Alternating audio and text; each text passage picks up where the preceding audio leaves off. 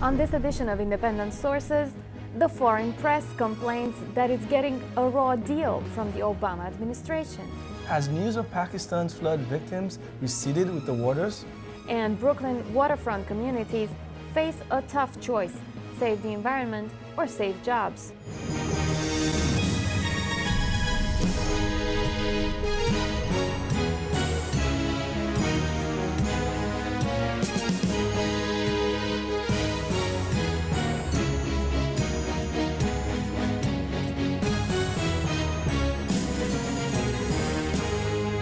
Welcome to Independent Sources. I'm Vianora Vinca. And I'm Garry Pierre-Pierre.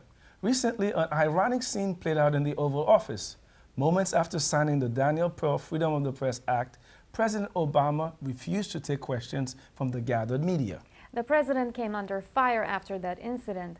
The press also complained that the signing was only open to pool reporters and photographers. These are journalists designated to report back to their colleagues. All this at a time when President Obama has become somewhat of a media critic himself, calling cable television news shallow and divisive. Mr. Obama, it seems, is not only on the wrong side of the U.S. media. The foreign press is also complaining that the president is falling way short of his promise of increased media access. Journalists from the Mexican and British media, along with a lawyer for the New York Times, sat down with Vianora to discuss the issue of press freedom. The media has been signaling a restricted access to the executive branch since the day of the inauguration, and we're going to get into details in a moment. But to put this into perspective, one article said that not since Nixon and his enemies list have we seen the full weight of the office of the presidency brought to bear in such a deliberate effort to delegitimize a media organization critical to the president. And that's from realclearpolitics.com. David McCraw, is that an accurate assessment, you think? I don't think I would go quite that far. I think one of the things we're experiencing here is that the Obama administration came in and raised expectations very high that there would be wider access, that there would be a more press-friendly atmosphere in Washington. I think there have been some positive developments. I don't think they've really translated into access to information, and I think we still have a long ways to go. What are the positive developments? Well, among other things, in my world as a lawyer looking at freedom of information litigation and that sort of access, this administration funded for the first time the Office of the FOIA Ombudsman, an office that's designed to help with requests for information. That was a positive development. Just 2 weeks ago, I was at the Pentagon meeting with officials there about changing the rules at Guantanamo. Changes don't go as far as we'd like, but at least we're having the conversation. I wish the changes were greater. I wish the changes were faster. I take some hope in the fact that there is a conversation.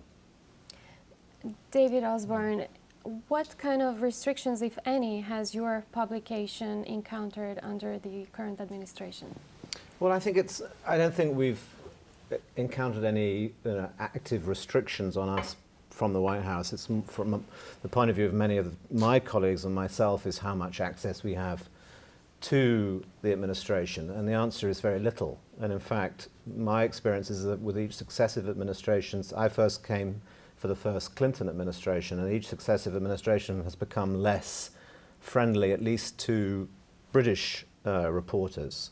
And there were high hopes. I think, Obama spoke a great deal about transparency and opening the process up, and therefore you would imagine that would include to the media. But in fact, even in the campaign, we were noticing that there was a very low willingness to accommodate foreign journalists. There was very much this habit, I think, in Washington of focusing not only on American journalists, but from my impression anyway, on a very narrow field of American journalists. So that's been a very frustrating experience for us. And José, would you say the same for Mexican journalists? Exactly so. I would agree 100% with what David Usborne just said. We can just exchange British for Mexican, and that's the case. Because honestly, foreign press, and I've been here in Washington for almost 18 years, have never had really meaningful systematic access, except when the administration, these or the others, want to send a message, and then they call us because they want to travel to, for example, Mexico, or they want to speak about Latin America, then we get the phone calls. But when we got the access, systematic access, continuous access to good level sources, is pretty difficult and sometimes frustrating. Now, having said that, we've seen positive developments in our case.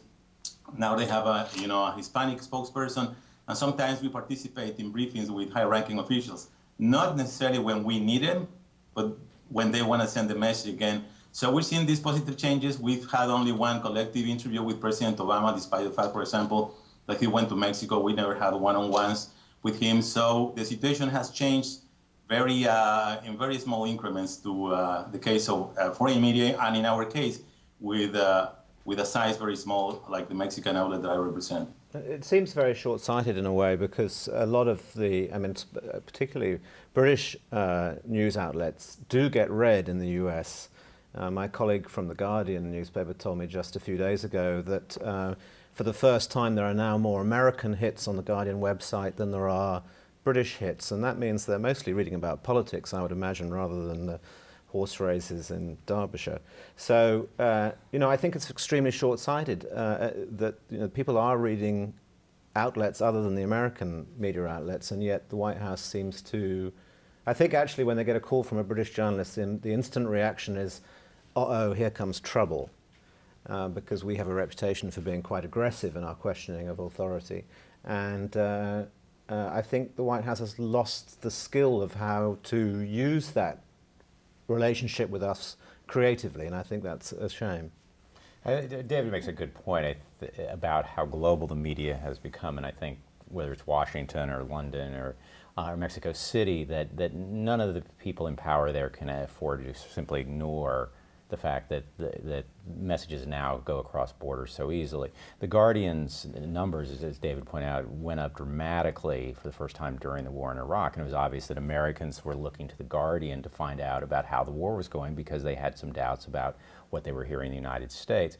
If I'm sitting in the White House seeing those kind of numbers, I have to wonder about what's being said in the foreign press, and if I'm considering the message I'm getting out, is it going out there in the way that I want it to?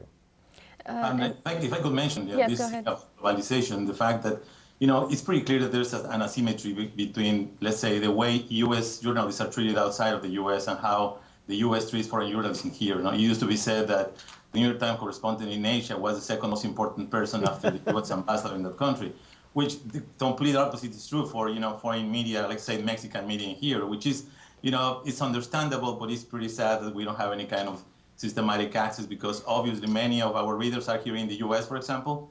Many of the Hispanic people are here and read our wire, but the administration prefers obviously to go with local media, Spanish-speaking local media, to get their message across.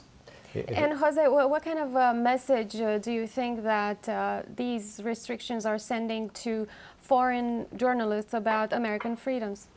Well, in our case, I used to say that we don't cover the U.S., we cover a relationship, because this love and hate relationship between the U.S. and Mexico, is being gone for centuries, and invasions, the nationalistic, perception in Mexico about the U.S. As a big power. So my concern is mostly in the sense that when you don't have meaningful access to this, you don't contribute to a really deeper comprehension between these such different and asymmetric societies. So to the extent I feel that my job here is to try to make the Mexican people understand how the U.S. really is, taking away all this prejudice about the U.S. And when we don't have access, when we cannot explain the story as well as we could to try to get to the sources we would like to have in a meaningful and systematic way, I think we're not doing a pretty good job in that, and we're not contributing to the mutual understanding of these two different countries. David Usborne, what is your opinion about why is President Obama doing this? Well, I think there's a psychology. I think in a way, as the media environment gets more frantic and faster and less predictable, the White House, it seems to me, is on the defensive in its handling of the press, and when they're dealing with the media, it seems to me their first concern is to control any damage we might inflict. So it's a controlling instinct that they have rather than a creative instinct to... I think in London there's still a more symbiotic relationship between politicians and political leaders and reporters, where both sides use each other. I mean, for example, I have quite often experienced in London talking to spokespeople for the government, whether I know they will deliberately score an own goal. In other words, they'll let something slip to me because it kind of feeds the relationship, makes me feel better. And then there's a game. There's a real game that goes on. And as a journalist, you really appreciate engaging in that game. And you know that the other side is probably going to win more often than you are. But there's a real back and forth. I think in Washington, that happens less. And I think that is, I think in a way that's a loss for democracy in this country. I think it's a shame. On that note, David Usborne, David McCraw, and José Lopez Zamorano, thank you very much for being in studio with us today. Thank you. Thank you. Still ahead, has the media forgotten about Pakistan's flood victims? But before that, Marlene Peralta has some other news. Thanks, Gary. Here's a look at some headlines from the ethnic media.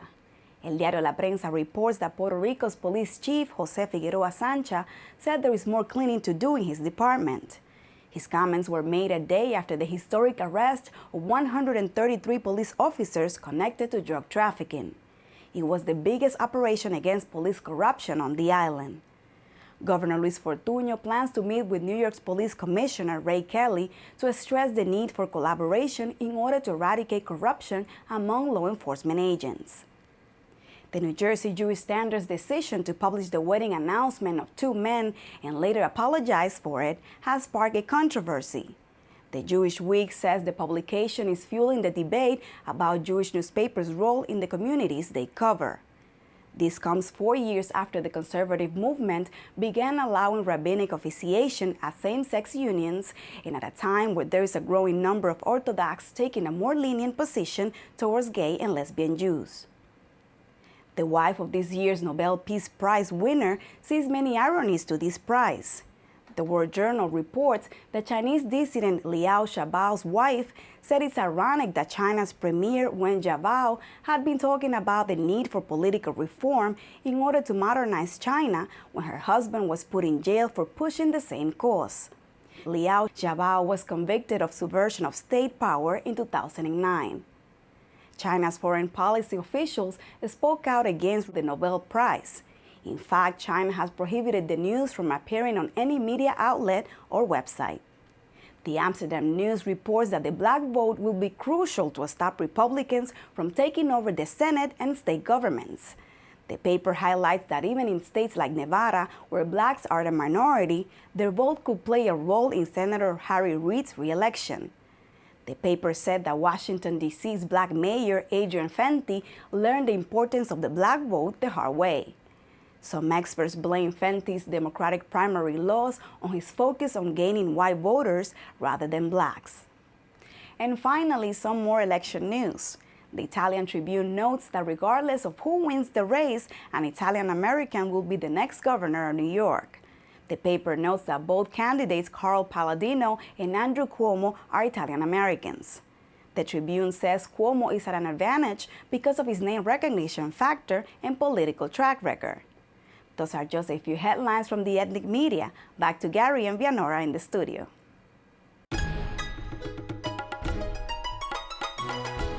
This past summer, the Indus River flooded, killing an estimated 1,700 Pakistanis and affecting 20 million more. As international donor agencies scramble to provide food and shelter to people, there's increasing concern that the worst flood in nearly 80 years has done irreparable damage to the country's infrastructure. So, in light of these concerns, it's significant that coverage of the flood's aftermath seems to be going the way of the subsiding waters. Mainstream U.S. media has been focusing more on the billions spent on military aid rather than the millions on the recovery effort. I spoke with Khalil Rehman, publisher of the Urdu Times, and Dr. Hina Chaudhry of the Pakistani-American Public Affairs Committee about the media coverage. In July, Pakistan had one of the worst floods in the history of modern time, and yet we saw very little coverage in the U.S. mainstream press. Why? Well, there's a major focus on the news about Pakistan is focused only on terrorism and the war on terror and how Pakistan is harboring terrorists. And therefore, when we realize this is a country of 170 million people, 20 million people have been displaced and have lost their homes. At least 2,000 have died. We don't even know the proper number because some of the affected areas have not been have not been reachable. So this is a catastrophe beyond imagination. Ban Ki-moon, the UN Secretary General, has called it the worst natural disaster he has ever seen in his life. And when you realize the number of terrorists or rogue elements running around the country probably doesn't even number 10,000. Compare that to a country of 170 million. These 20 million homeless are mostly rural farmers who are just trying to eke out a meager existence, and they rely on the crops that the floods have destroyed for their existence, and yet it's a major humanitarian disaster, and yet surprisingly it's just not getting adequate news coverage. Khalil, why do you think that's the case? And also tell us how, you know, the Urdu Times and the other Pakistani newspapers based in New York have covered the story. First thing, because Pakistan is in between war and terror. This is the reason people have a attention on that issue. Second thing, the government of Pakistan is not paying real attention on this issue, and they are not pushing, and they are not providing enough assistance. Pakistan Army is doing good work. They are trying to provide the temporary relief to the affectees, but government of Pakistan is not doing a good job, and Pakistani media is also not covering and pushing this issue, because they are involved. Two things: we have a problem in Pakistan, economy is real bad, and that we have a political crisis over there.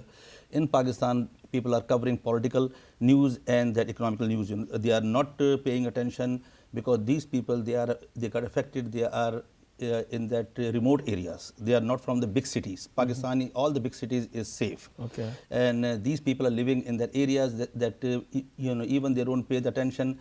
They nobody can hear them. So this is the one reason. In the same thing affecting over here, because government of Pakistan is if they want to get the aid, they can get as much as they want. The world want to help them, but Pakistani government is not focusing this issue. They are trying to they are trying to save their own skin, because they have own problems over there. This is what I believe. Over here in the beginning, Pakistani community is got very active. They try to collecting all the things that clothing, food, money to help them. And but what about the coverage, though? I mean, what kind of stories? Were you guys a force to drive the story, to bring families together, or keep people informed here of what was happening in Pakistan? We are trying our best. All the paper, we have more than 15, 16 newspaper. In Urdu language, a Pakistani newspaper in USA, Pakistani-American newspaper. They are giving a good coverage, but the same thing from back home, we get feed. Most of that economic crisis, that political crisis, and other issues. Sure. They don't paying attention. A lot of people is dying over there. A lot of people need real help, because they don't have a home. They don't have even to cook. Any crop. They don't have even the flame over there. They can Sure. There are no fuel to burn their stove. But Dr. Chaudhry, we see that the international community has been slow to react and aid.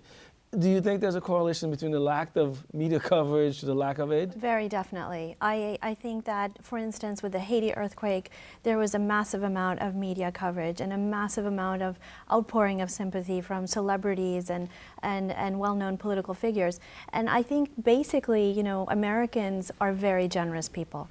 And when they are able to see the devastation and the suffering, they do react. There's a very definite correlation. There's been very little coverage. I would think that of the major networks, I believe CNN has been a little more on par with providing a good deal of coverage. They were filming and sending stories regularly from Pakistan itself, but I haven't seen that with other networks, and I really believe that the American public has not been well informed of the extent of the disaster.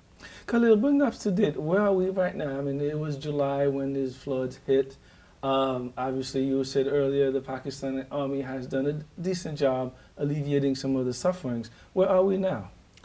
Still, we are in the first phase. First phase is, that we have to just move the people in the safe place, and then when the water go down, then the second phase start. That we have to just, start working how they are going to live, how we are going to build the houses, and how they are going to eat.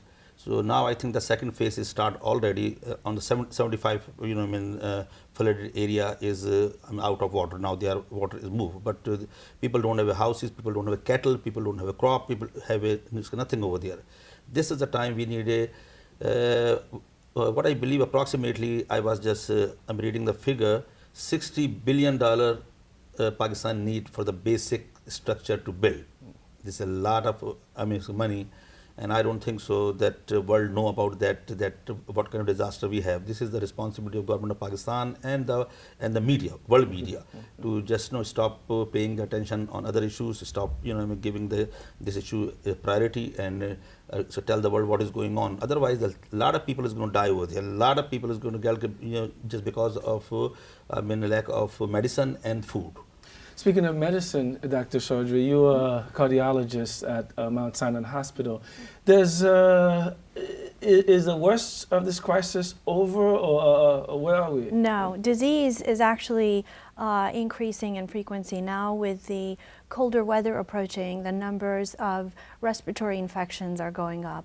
There have been outbreaks of cholera and typhoid. So, one of the main efforts that I and some medical colleagues have been engaged in is really trying to assess the medical needs and providing medications, for instance, to some of the relief groups that are operating on the ground. And what I really want to point out is there are some very reputable international agencies that are doing some very good work on the ground, such as the one that I've been working most closely with is the International Rescue Committee and other NGOs that really operate through these major international relief organizations. I agree with Khalil that the government of Pakistan has really not done enough. So what the world needs to understand is these are some of the poorest of the poor that were poor to begin with. Like I said, rural farmers who their own government is ignoring them. For one example, during this crisis, as you know, the president of Pakistan was traveling to Europe, even when he realized that people were drowning. He went about, his business in Europe, and there was a major outcry from the Pakistani diaspora throughout the world about this. Another example is there was an $11 million statue that was proposed to be built of Benazir Bhutto. Having met Benazir Bhutto at one point, I know that she herself would not have liked this.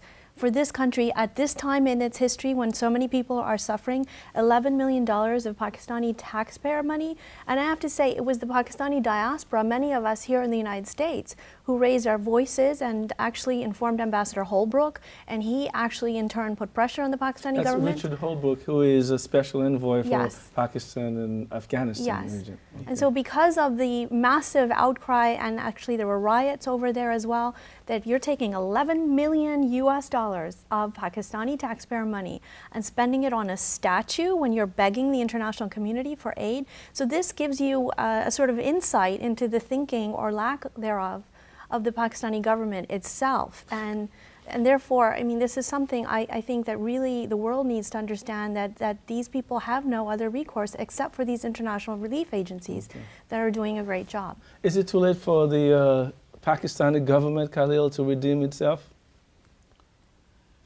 Yeah, what I believe. Pakistani government is in the big crisis nowadays. There are, all the media is covering that the big change is going to come, and they are expecting. So they are, I think, Pakistan Army, and I think the Pakistan, they don't trust on the civilian government. People don't trust on civilian government. So I think they are in the big crisis. They don't pay attention of what is going on in Pakistan. They try to save their own skin. This is the thing that the main reason that Pakistani government is not paying attention. Unfortunately, we have to leave it at that. Khalil Rehman, thank you for being here. Dr. Hina Chaudhry, thanks for being with us. Thank you very much. When we come back, how going green may mean less green in the pockets of some Brooklynites.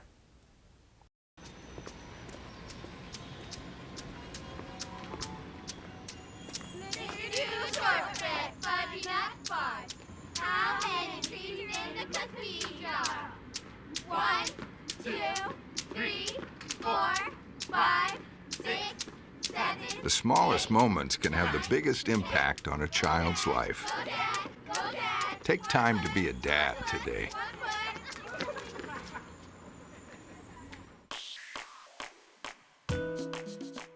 And finally from us tonight, climate change has become synonymous with solar panels, hybrid cars, and cleaner living. Ironically, these energy savings innovations may not be saving jobs. Michelle García reports on Brooklyn waterfront communities that face the challenge of preserving the environment and keeping jobs. Recently, curators at the Museum of Modern Art mounted an exhibit on climate change. One team of architects offered up this, a green vision of Sunset Park, Brooklyn, prepared for storm surges and rising water. The architects imagined man-made islands, a network of basins for absorbing stormwater, a system, they said, designed to work with nature, not against it. But the real Sunset Park reflects another vision. That beautiful smell you're smelling right now isn't from the water. It's from that sludge treatment plant right there. Abandoned or toxic lots are just one part of this tour, led by community group UPROSE, for their new crop of youth environmental activists. And when I was younger in this neighborhood, this gate wasn't really secure, so there'd be holes in it. So we'd go and play in the train tracks and then go play manhunt and like tag in the brownfield because no one knew what it was. Activists are worried that predicted storm surges brought on by climate change could create a toxic mess. This map, prepared by the State Office of Emergency Services, shows that certain storms can send water inland several blocks, as seen here in red. But in this industrial neighborhood, cleaning up the waterfront is a tricky challenge. Oftentimes our communities live next to manufacturing because these are walk-to-work situations. And the other part of that is that unlike communities that don't actually want that infrastructure there, our communities want those manufacturing jobs. They just want to transition them into the green economy. They want to make them cleaner. Community leaders are pushing for waterfront projects like the state-owned Bush Terminal and federal buildings, both up for development, to be community and environmentally sustainable. What we look for is jobs, green technologies, highest and best use for the properties particularly for the properties immediately adjacent to the waterfront. With all the focus on climate change, community groups have been able to have some of their environmental concerns heard. A new park under construction brings badly needed park space and creates a barrier to rising water. It will be creating, actually, if you can see it, it will be a rise now, instead of gradually leading down to the water. Mohammed explains that UPROSE receives state and city grants to identify brownfields, like the ones he once played on.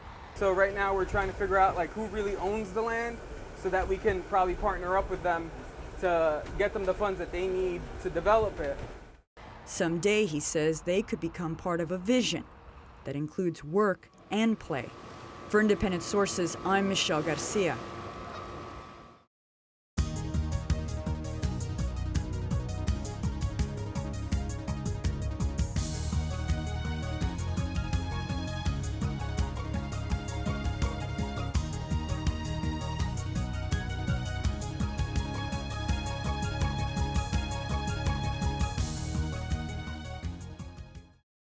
That's our show. Thanks for watching, and we hope you'll join us again next week. Till then, be independent-minded.